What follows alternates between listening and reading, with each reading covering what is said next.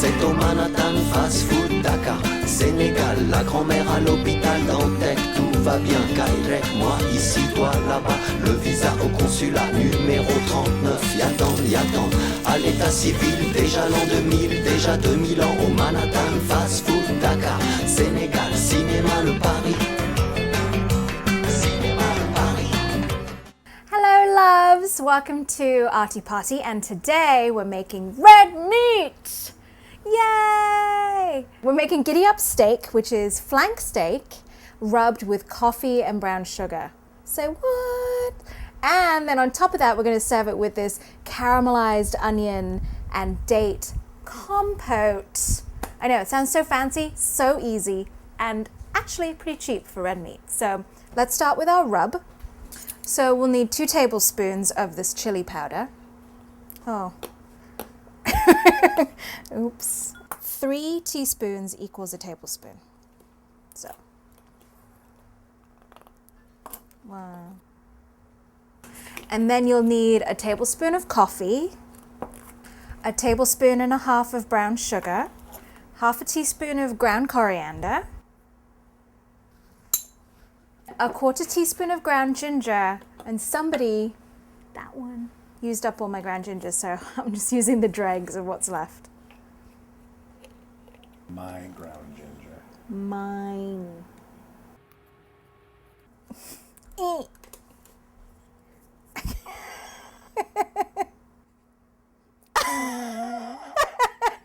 You're ridiculous.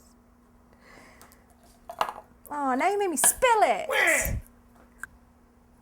Half a teaspoon of salt, about a half teaspoon of black pepper. So just mix it all together. It should smell really good. Okay, now for the steak. I love flank steak because it's so much cheaper than regular steak. This is £2, a little over £2, about a kilo for all of you on that side. And it costs about $6 or $7 a pound at my supermarket. So that's so much cheaper than getting big things of steak for people.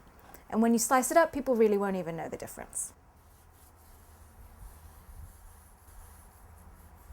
It's an open meat. You can see, you can actually get into it. So rub some of that stuff right in there so the flavor really penetrates. You'll have probably one side that's covered in fat and silver skin and stuff. Take the extra 10 minutes and get rid of it because it's going to taste awful. It's going to make your meat chewy. Just slip your knife underneath a layer of it and then just saw back and forth, and it'll come off in little lengths. And put it in one of these baking dishes, and you can actually cook it right away if you like, but I'm going to let it sit. And then we're going to make our compote. But first, wash your hands. Eee, look at that. For your onion compote, you'll need 3 or 4 of these big mamas.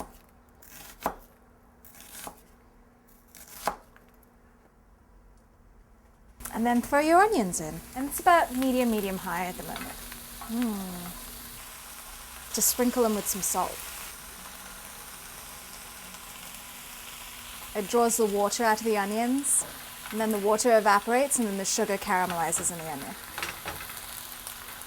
So leave these alone for about 10-15 minutes. They'll start to shrink a little, maybe go a little brown, and then we'll check back, okay?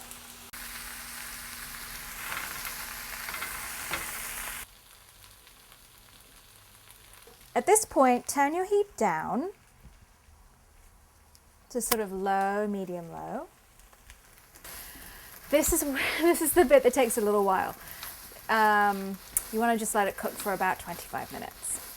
Yeah, it seems like a long time, but it's completely worth it. It's going to become so sweet and oniony and delicious. And then if you make a ton of it, you can put it on grilled cheese.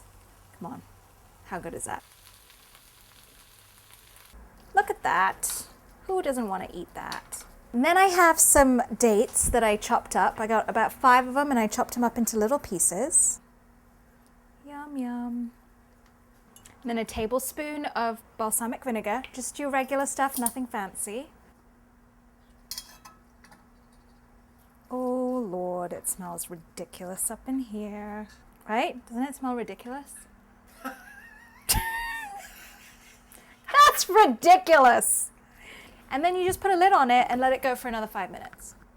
While that's cooking, let's do our steak. I'm gonna rub down my skillet with oil so that it doesn't stick, the meat doesn't stick.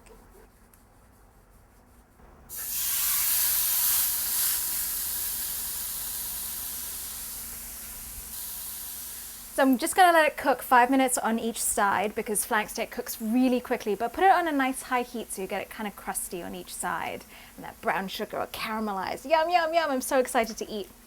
The reason that I've called it Giddy-Up Steak is because I guess back in the day, the cowboys used to rub their meat with coffee because that's really all they had, right? Coffee and bourbon.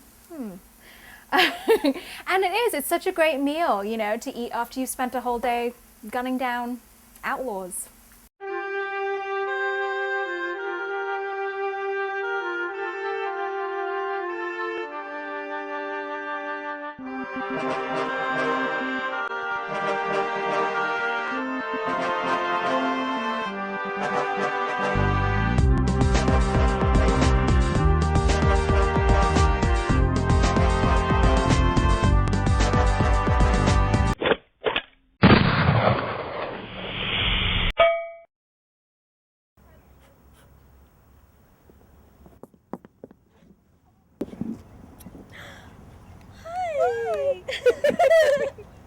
You're welcome. Thank you.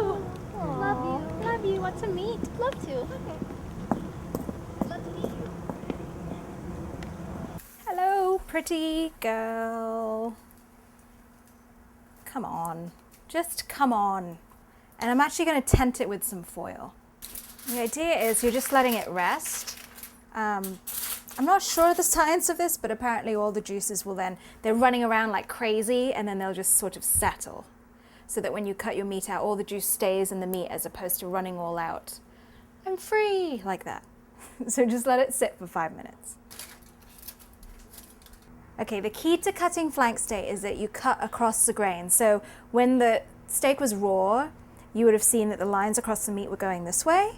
So then when we slice it, we'll cut it this way. This is particularly for flank steak, so that it's really tender. Otherwise it's gonna be wicked chewy.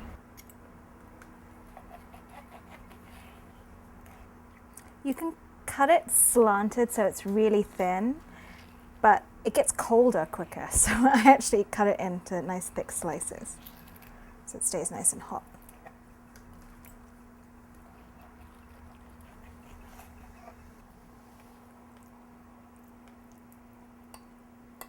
Nothing fancy, just meat and onions.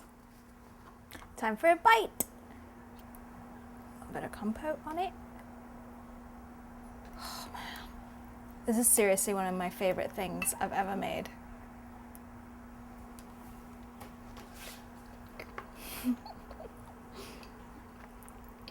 Oh my god, it's so good.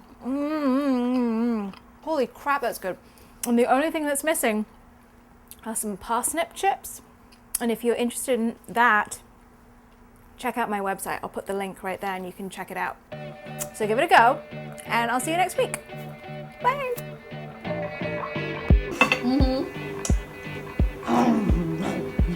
Isn't that good?